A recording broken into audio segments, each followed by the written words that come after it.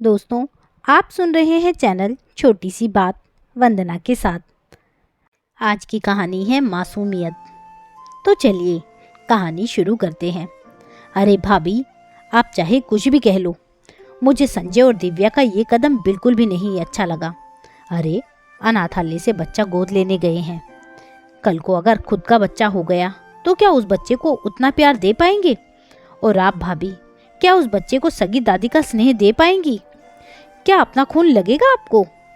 कुछ भी कह लो भाभी, अपना खून अपना ही होता है। ना जात पात का पता, ना खानदान का, ना खून का। पता नहीं कैसे बच्चों को उठाकर ले आएंगे दोनों। पता नहीं आजकल के बच्चों को क्या हो गया है। माँ बाप की तो सुनते ही नहीं हैं। आप ही बताइए भाभी, अगर आज भैया जिंदा होते तो ये कदम उठाने देते? शांति बुआ जी चुप होने का नाम ही नहीं ले रही थी। जिस दिन से पता चला कि संजय और दिव्या बच्चा गोद लेने जा रहे हैं, तब से शांति बुआ जी का बस यही रवैया रहता है। बेचारी सरला जी बस चुपचाप शांति बुआ की बातें सुनकर कुछ नहीं बोलती हैं। शांति बुआ जी सरला जी की इकलौती ननद है, जो अपने पति के गुजर जाने के बाद बरसों से यही मायके में ही रहती हैं। संजय और दिव्या कनाडा में रहते हैं। साल में 1-2 बार गांव आना जाना होता रहता है। सरला और शांति बुआ जी को भी बहुत बार चलने के लिए बोला, लेकिन शांति बुआ जी और सरला यही गांव में ही रहना चाहती थी। आज तो सुबह से ही शांति बुआ जी बस एक सांस बोली जा रही थी। थोड़ी देर बाद से संजय का फोन आया। आरती की थाली सजाकर रखें, कुमकुम से भरा थाल रखें। बाकी का सारा इंतजाम संजय और दिव्या करके गए थे। पूरे घर को फूलों से सजाकर गए थे। संजय का फोन रखते ही शांति बुआ जी शुरू हो गई थी। ये लो, एक तो पता नहीं किसे उठाकर ला रहे हैं, ऊपर से आरती उतारेंगे। थोड़ी देर में संजय और दिव्या आ जाते हैं। दिव्या दौड़कर आगे आती है, कुमकुम से भरा थाल रखती है, आरती लेकर खड़ी हो जाती है। संजय अपनी गाड़ी में से 2-3 साल की लड़कियों को उतारता है। दोनों एकदम सांवली, लेकिन इतनी खूबसूरत। नैन नक्श देखते ही प्रेम उमड़ पड़े। बड़ी बड़ी आंखें, चेहरे पर मुस्कान, इतनी प्यारी सी लड़कियां दोनों को देखते ही शांति बुआ जी आग बबूला हो गई थी। दिव्या ने दोनों की आरती उतारी। उसके बाद में दोनों के कुमकुम भरे पैर लगवाए, फूलों से स्वागत किया। फिर दोनों बच्चियों को संजय और दिव्या घर के अंदर ले आए। हे भगवान, यही दिन देखना बाकी रह गया था। एक तो घर वालों की मर्जी के खिलाफ बच्चा गोद लेने का फैसला किया, ऊपर से लड़की लेकर आ गए हैं, वो भी एक नहीं 2-2। अरे थोड़ा सा तो लिहाज किया होता हमारे सफेद बालों का। पोते पोती का मुंह देखने को तरस रहे थे। अपना खून अपना ही होता है। दिव्या और संजय कुछ नहीं बोले, क्योंकि वो जानते थे कुछ दिनों की बात है, बाद में तो वो कनाडा चले ही जाएंगे। अभी कुछ भी बोला तो शांति बुआ जी और भी ज्यादा बोलेंगी, और कुछ बोल दिया तो रोने धोने भी लगेंगी, और खुद के घर चले जाने की धमकी भी देने लगेंगी। संजय और दिव्या ने अपनी दोनों बेटियों को बताया, ये उनकी दादी माँ है और ये दादी बुआ। दोनों ने प्रणाम किया। सरला जी ने दोनों को आशीर्वाद दिया और सीने से लगाया।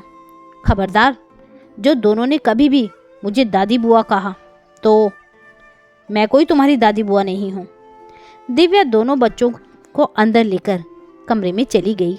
देखो बेटा, ये दादी बुआ बहुत अच्छी है, लेकिन कभी कभी इनको बिना बात के भी गुस्सा आ जाता है, इसलिए तुम दोनों बिल्कुल भी नहीं डरना। अब चलो, हम पार्क में खेलने जाएंगे। दिव्या और संजय दोनों बच्चों से बहुत प्यार करते थे। दोनों के लिए बहुत सारे कपड़े खिलौने खरीद कर लाए। सरला जी भी दोनों को बहुत प्यार करती थी, लेकिन शांति बुआ जी को दोनों बच्चियां आंखों देखी नहीं सुहाती। जब देखो दोनों को टोकती डांटती रहती। दोनों बच्चियों का नाम शुभा और सुहानी रखा गया। सरला जी के किसी रिश्तेदार का निधन हो गया था, इसलिए सरला जी, संजय और दिव्या का जाना जरूरी था। शांति बुआ जी के घुटनों में दर्द था, इसलिए वो नहीं गई। संजय और दिव्या दोनों को शुभा और सुहानी को शांति बुआ जी के पास छोड़कर जाना बिल्कुल अच्छा नहीं लग रहा था, लेकिन कुछ ही घंटों की बात थी, इसलिए छोड़कर गए। शुभा और सुहानी बाहर आंगन में खेल रही थी। बुआ कमरे में बैठी जोर जोर से दोनों पर चिल्ला रही थी, लेकिन बच्चे तो बच्चे होते हैं। बुआ जी कमरे से जल्दी जल्दी बाहर आने लगी। इतने में ठोकर खाकर गिर पड़ी। शुभा और सुहानी दोनों दौड़कर आई। शुभा अंदर से दवाई लेकर आई। दोनों ने शांति बुआ के पैर पर अपने नन्हे नन्हे हाथों से दवाई लगाई। दोनों ने अपना पूरा जोर लगाकर बुआ जी को उठाने की कोशिश की, लेकिन बुआ जी ने खुद को संभाला और धीरे धीरे कमरे में जाकर बैठ गई। दादी बुआ दवाई और लगा दूं? आपको बहुत दर्द होता है ना?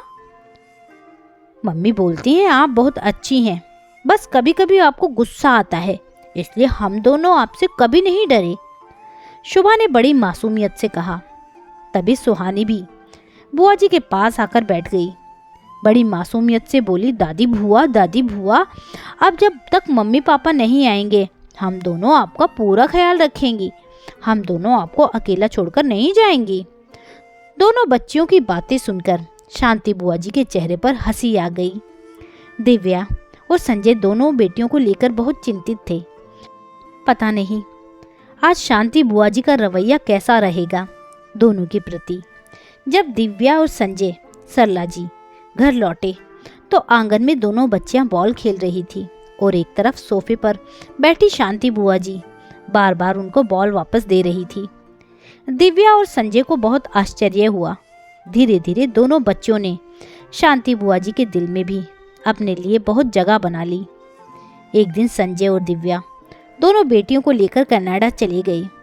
शांति बुआ जी दूर तक उनको देखकर आशीर्वाद देती रही। तो दोस्तों यह थी एक छोटी सी कहानी मासूमियत।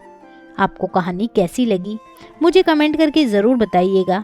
यदि कहानी अच्छी लगी हो तो कहानी को लाइक शेयर ज़रूर कीजिएगा। साथ ही चैनल पर अगर नए हैं तो चैनल को सब्सक्राइब करना ना भूलिएगा। कहानी सुनने के लिए बहुत बहुत धन्यवाद।